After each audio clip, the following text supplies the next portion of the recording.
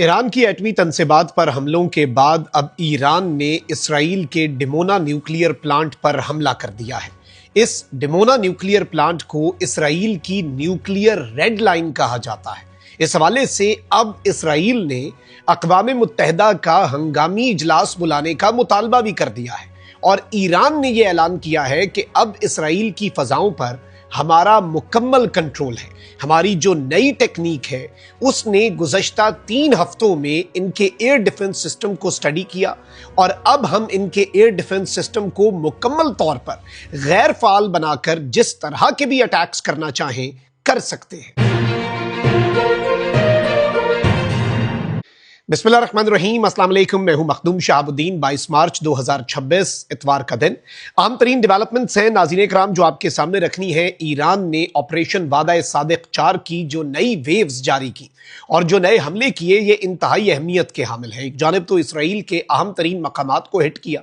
इससे पहले भी हम देख चुके हैं कि इंटरसेप्टर मिसाइल्स और एयर डिफेंस का सिस्टम, चाहे वो आयरन डोम हो, डेविड स्लिंग हो, एरो हो या फिर अमेरिका का पैट्रियट डिफेंस सिस्टम या थर्ड एयर डिफेंस सिस्टम हो, ये तमाम सिस्टम्स 100% एक्यूरेसी या 100% सेफ्टी जो है उसकी जमानत नहीं बन पाए। ये अब एक एस्टैब्लिश्ड फैक्ट है और इस सब के अंदर अब ईरान जो है वो इसराइल से आगे बढ़ता हुआ, इसराइल के दारुल हुकूमत तल अवीव से आगे बढ़ता हुआ पहले इसराइल की जो बंदरगाह वाला अहम तरीन शहर है हाइफा, और ये इसराइल की इकॉनमी के लिए बहुत इंपॉर्टेंट है, पहले ईरान ने उसे हिट किया और अब ईरान ने उस शहर को हिट किया है जहां पर इसराइल का सबसे अहम तरीन न्यूक्लियर जो फैसिलिटी और न्यूक्लियर एक आप कह लें कि ऐसा एरिया जिसे इसराइल की रेड लाइन कहा जाता है, उसको ईरान ने हिट किया है।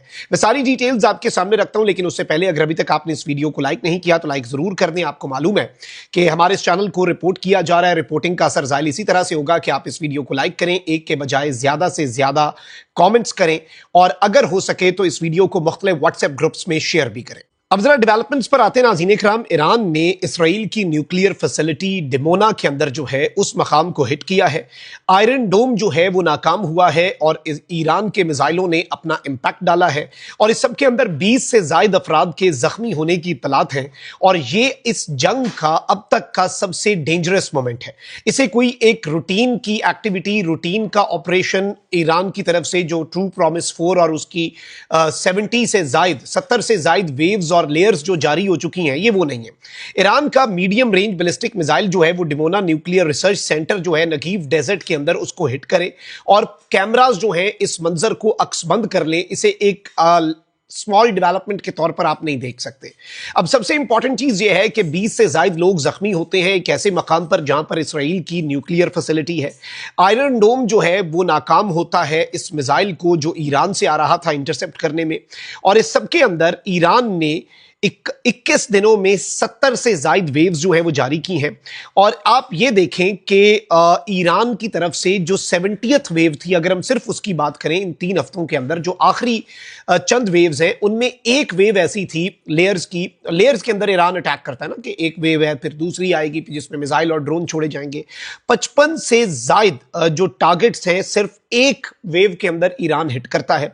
और आपको मैं ये भी बता दूं कि 1948 के बाद से आज के दिन तक ये पहली मर्तबा हुआ है कि कोई सक्सेसफुल स्ट्राइक हुई है डिमोना पर। डिमोना के मकाम पर कोई स्ट्राइक होना ये एक बिल्कुल आप इसे आउट ऑफ क्वेश्चन रखते थे और ये कभी भी इसराइल ने नहीं सोचा था और आलमी बिरादरी को भी ऐसा ही लगता था।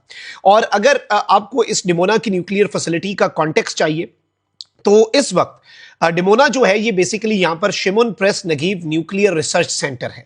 यहां पर इसराइल के अनअनाउंस्ड जो न्यूक्लियर वेपन्स हैं वो तैयार किए जाते हैं और इसमें इंपॉर्टेंट चीज ये है कि 1973 में ना इजिप्ट से हिट कर पाया, 1991 में ना सद्दाम से हिट कर पाया और ईरान जो है उसने 70वीं अपनी वेव के अंदर डिमोना न्यूक्लियर फैसिलिटी को हिट कर लिया 3 हफ्ते की इस जंग के बाद। और अभी भी ईरान जो है ये जंग रुकी नहीं है।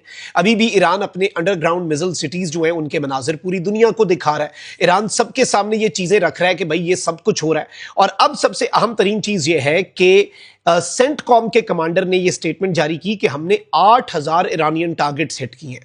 8,000 ईरान के टारगेट्स को अमेरिका और इसराइल की तरफ से ज्वाइंटली हिट किए जाने के बाद अगर ईरान के पास ये कैपेसिटी और ईरान के पास ये कैपेबिलिटी है कि वो डिमोना न्यूक्लियर साइट जो कि अनटच्ड रही, जिसे एक बिल्कुल सबसे सिक्योर फैसिलिटी कहा जाता था, उसे हिट कर सकता है, तो ये एक अहम तरीन डेवलपमेंट के तौर पर ही देखा जा रहा है।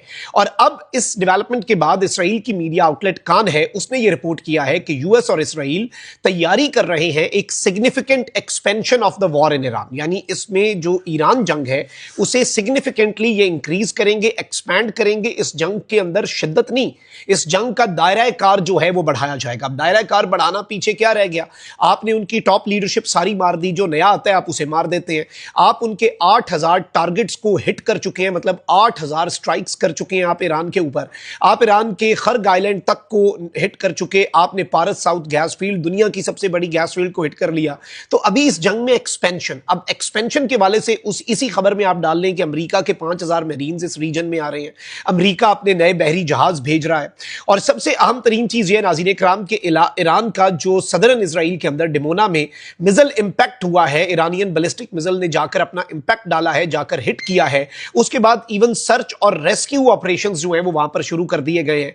और सबसे अहम तरीन चीज ये है कि ये नागेव डेजर्ट के अंदर जो ये सबसे अहम तरीन मकाम है डिमोना का, और इसमें इंपॉर्टेंट चीज ये है कि ये जो प्लूटोनियम है न्यूक्लियर वॉरहेड्स के लिए यहां पर वो तैयार किया जाता है। और इसराइल ने अपने आर्सेनल के वाले से कभी कुछ नहीं बताया कि उसके पास कितना न्यूक्लियर आर्सेनल है, लेकिन डिमोना को उसका कोर बताया जाता है कि ये असल चीज है जो इसराइल के न्यूक्लियर आर्सेनल की बुनियाद है।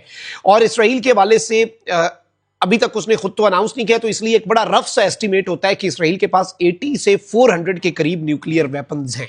और सबसे अहम तरीन चीज ये है कि ईरान को यह लगता है कि डिमोना जो है वो इसराइल की न्यूक्लियर डोमिनेंस का सबसे बड़ा प्रूफ है, यानी ये वो जगह है जो इसराइल की न्यूक्लियर डोमिनेंस के हवाले से है।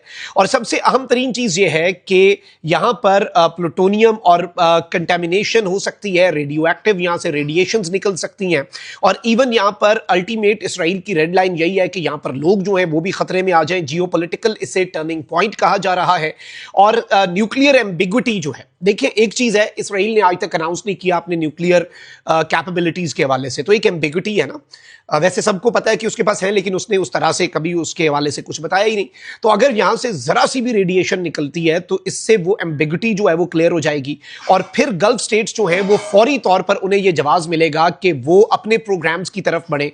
और अमेरिका जो है उसके लिए भी इसे एक बड़े टारगेट के तौर पर देखा जा रहा है कि अमेरिका भी इसे लेकर परेशान हो सकता है। अब सबसे आम तरीन चीज यह है कि इसराइल ने इमरजेंसी यूएन सिक्योरिटी काउंसिल का सेशन बुलाने का कह दिया है। और ईरान के हवाले से इसराइल ये कह रहा है कि ये इंतहाई खतरनाक क्लस्टर म्यूनिशंस, क्लस्टर बॉम्ब्स जो हैं, क्लस्टर वॉरहेड्स जो हैं, उनका इस्तेमाल कर रहा है। और ये तो बैन है पूरी दुनिया के अंदर, ये तो जुर्म कर रहा है ईरान। तो अब इसराइल जो है उसे ये कम से कम याद आ गया है ईरान के लेटेस्ट अटैक्स के बाद, ईरान के ऑपरेशन ट्रू प्रॉमिस 4 की लेयर 70, 71 और 72 और लेटेस्ट वेव्स के अंदर जो ईरान ने अपनी सलाहियतें दिखाई हैं उसके बाद, कि ईरान के हवाले से इसराइल को ही सही लेकिन याद आ गया कि भाई बैन किए गए हथियारों का इस्तेमाल नहीं करते और आबादी को उस तरह से निशाना नहीं बनाते। अलबत्ता इसराइल को मल्टीपल टाइम्स एक्यूज किया गया है यही क्लस्टर म्यूनिशंस और इसी तर्ज के जो हथियार हैं वो इस्तेमाल करने के हवाले से। तो एक तो ईरान ने डिमोना न्यूक्लियर साइट को जो हिट किया और अब उसे कंफर्म कर दिया गया है कि उसके करीब नुकसान भी पहुंचा है। अब आइए ये इस हवाले से क्या कहता है, यहां से रेडिएशन के हवाले से दीगर डेवलपमेंट सामने आएंगी तो पता चलेगा। अभी तक की ये अपडेट्स थी। अपना बहुत ख्याल रखिए। निगमान, पाकिस्तान जिंदाबाद।